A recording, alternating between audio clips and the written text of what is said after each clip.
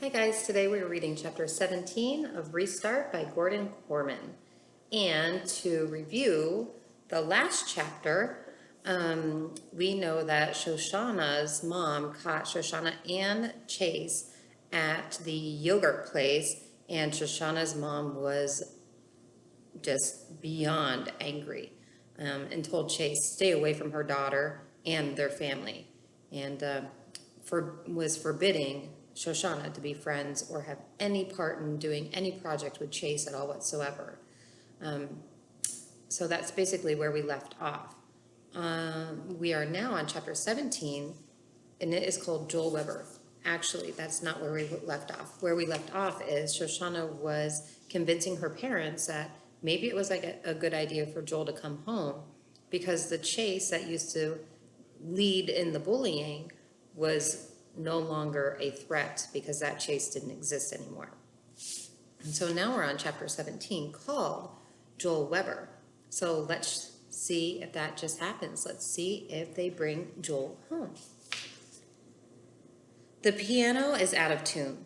Actually, my whole life is out of tune, but the piano is worse. I couldn't stand Melton, but everything there was always in tune. It had to be. All the kids had perfect pitch. The instruments were maintained at the highest level. Even the wrought iron gate outside the faculty building squeaked a perfect B flat. I have perfect pitch too, so I know. I'm proof that just being qualified to attend a musical conservatory doesn't mean that you should go there. I love the piano, but not enough to care about it the way people do at a school like Melton. I want to use it to make music, not mind meld with it. There, it's never enough to play an instrument. You have to live it, breathe it, taste it, compose for it, understand it inside and out. You even have to empathize with it, like it's another person, honest. I hated it. I hated living in a dormitory and sharing a bathroom with 11 other guys.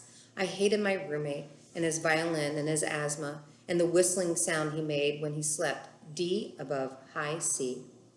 But what I hated most about Melton was the reason I had to go there. To be fair, it wasn't Melton's fault that I was forced out of my own home by 3 morons, or that even though everyone knew those 3 were juvenile delinquents, I was the one who had to suffer. And now I'm supposed to believe that the leader of the 3, Alpha Rat, is a good guy because he fell on his head? Fine. Whatever gets the job done. I'm home. And an out-of-tune piano is a small price to pay for it. I'm back where I belong. I'm happy, but be careful what you wish for. At Melton, I missed Mitzi so much it was almost a physical pain. That dog drives me crazy. I know she's glad to see me, but she won't leave me alone. I'm always covered in dog hair, which makes me sneeze. And when I kick her out of my room, she lies just outside the door, whining. F sharp. My parents are so guilty and conflicted about what happened that they're smothering me. They wait on me hand and foot like I'm helpless. And while it's great to be back with Shosh, she's giving me an uneasy feeling. For one thing, she has entirely too much to say about a certain Alpha Rat. Chase thinks Brendan is going to break his neck shooting a YouTube video. Mr. Solway threw jello at Chase for letting him win at arm wrestling. Chase kept the camera steady while Hugo interviewed the school bus driver, even when they went over the railroad tracks. I blow my stack. Chase says, I mimic savagely. Chase has said enough for one lifetime. She's patient and understanding. That's another annoying thing. Why does everyone have to be so patient and understanding? One of the perks of living at home should be arguing with your family. Wait till you see him at school on Monday. You won't believe how different he is. I don't care how different he is, I say honestly. I don't plan to have anything to do with the guy. But you're going to have to deal with him sooner or later, she reasons. You're coming back to the video club, right? Chase is part of that now. Good for him. Her expression turned sympathetic. I get it. You're nervous. Well, obviously I'm nervous. I haven't set foot in that school for months, and my memories from then are not good. There's something about being bullied that you could never explain to someone who hasn't had it happen to them. It's worse than the sum of the rotten things that are done to you. Even when no one is bothering you, you're still under attack because you're dreading the next strike. And you know it can come from anywhere at any time. You get so paranoid that every single step you're half expecting the floor to yawn open and swallow you whole. I got to the point where the only place I felt safe was at the piano, until the night the piano blew up in my face, and there was no safe place anymore. That was my all-time low. And I forgive Mom and Dad for deciding Melton was the answer. I'm a little better now, but only because Melton was so lousy that even coming back to this was an improvement.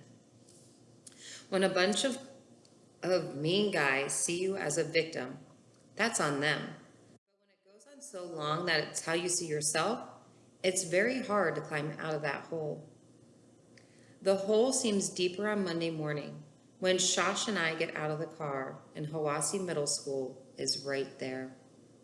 I know bricks and concrete are incapable of evil intent, but I can't shake the feeling that that building itself is out to get me.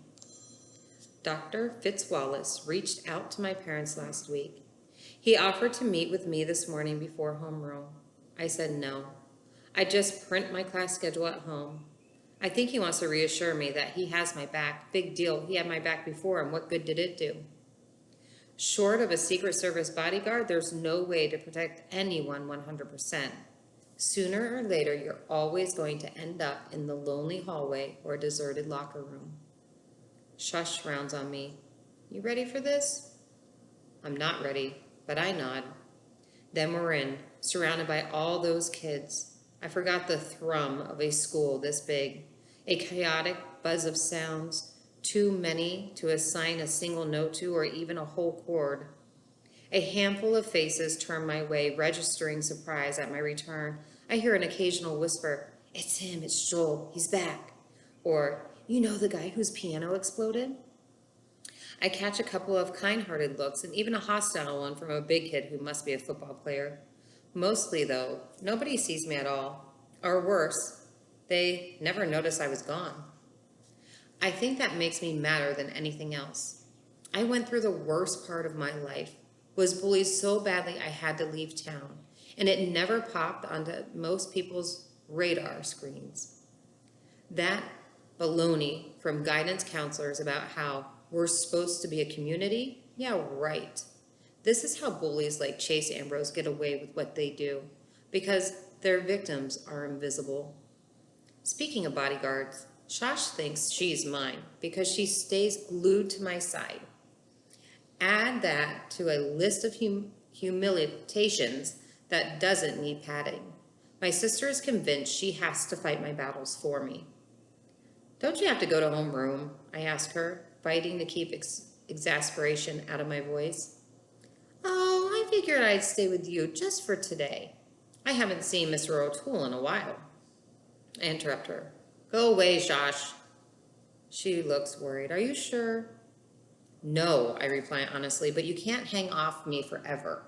What happened when I have to go to the bathroom? Well, I figured I could wait outside. Go away, I repeat.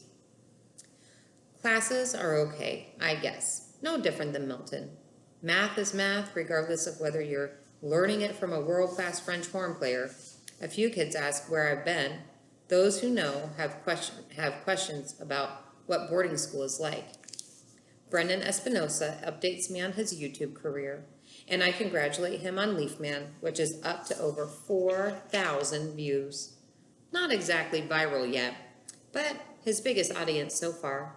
He tells me about the video club. Kimberly Tooley is a member, although she never struck me as a type. He talks about her a lot, so I suspect he has some kind of crush going on. The bigger news is your sister's entry for the National Video Journalism Contest, Brennan enthuses. We've been screening the footage, and it's awesome. They're just doing the editing now. Shoshana and... He falls silent. Yeah, I know who her partner is. Joel, you're not going to believe how different he is. It's like he split open his head, and when he fell off the roof, and maybe they put in a new brain. So I've heard. Bad enough I have to listen to Shosh singing Alpha Rat's praises. It never occurred to me that the entire video club would turn out to be fans too. I passed by Chase in the hall once, and the sight of his face nearly makes me jump out of my skin. But here's the thing. He looks like right through me, like I'm not even there. Maybe he really does have amnesia and doesn't recognize me. Well, I recognize him. He's the jerk who did his best to ruin my life last year. I have no choice but to run into Beta and Gamma rats. They're in my Spanish class, 7th period.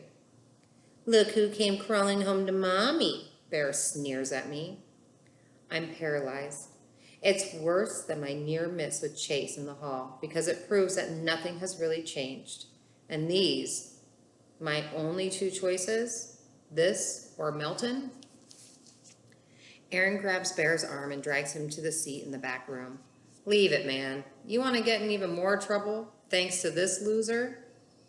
The two are doing community service over the cherry bombs and the piano. Maybe they'll buy me a little piece.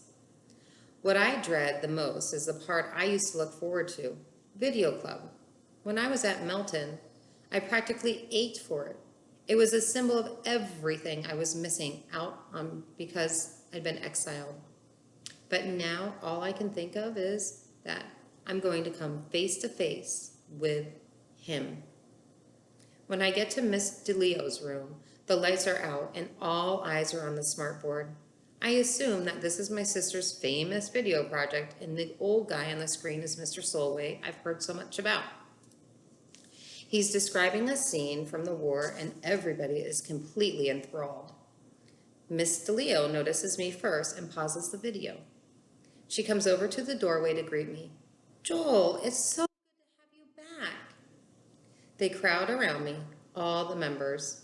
There are a couple of new faces like Kimberly, but most of them are old friends. It's nice. It's a nice welcome.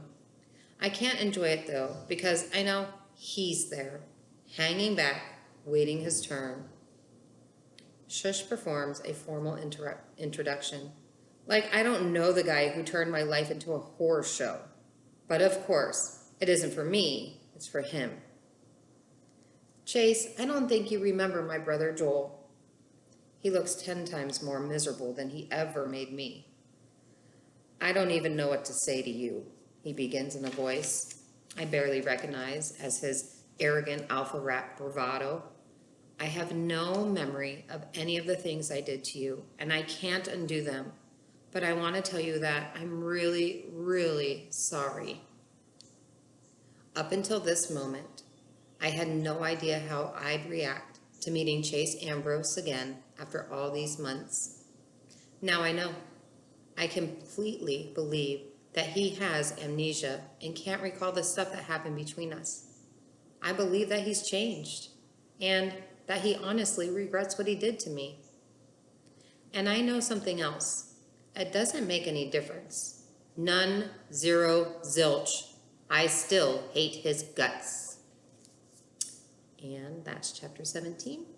And tomorrow we'll be on 18, back to Chase Ambrose.